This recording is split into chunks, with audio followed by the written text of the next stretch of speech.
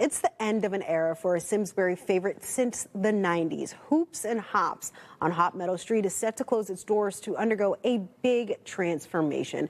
NBC Connecticut's Andrew Rowan is live inside there for celebrations. But first, a look at why so many regulars plan to celebrate.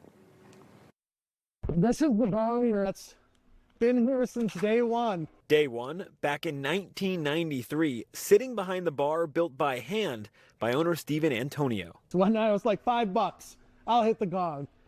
For years, if you look, inflation,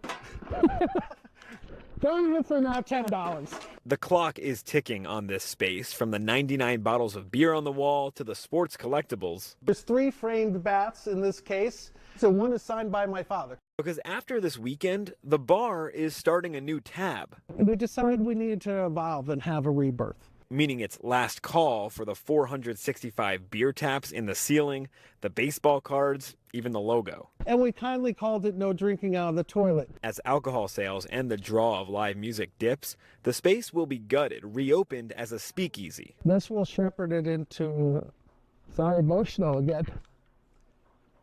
We're in another generation. We've been here for 34 years. Hoops-n-Hops was one of the first sports bars ever opened in '93. This specials calendar from '98 shows 15-cent wings.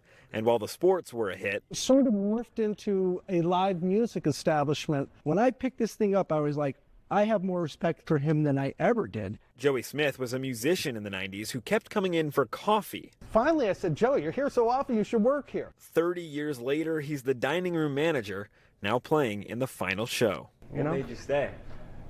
I don't know, it was close. You know? The bar that raised regulars for 3 decades, now toasting to something new. Sure, one last time. That's $10. And you can see the drinks are already flowing here early on a Friday. This is kind of like the calm before the storm. By the way, Kyle, the ceiling, as I mentioned, has 465 of these beer taps. They got to unscrew all of them. That's kind of going to be a pain in the neck. This stage, starting at 7:30, there is going to be some musicians, a lot of people. They're expecting a packed crowd, sold out. A couple of hundred people are in the at capacity. It won't be me on the stage. There'll be some fan favorites. Kyle, I'm going to send it back to you.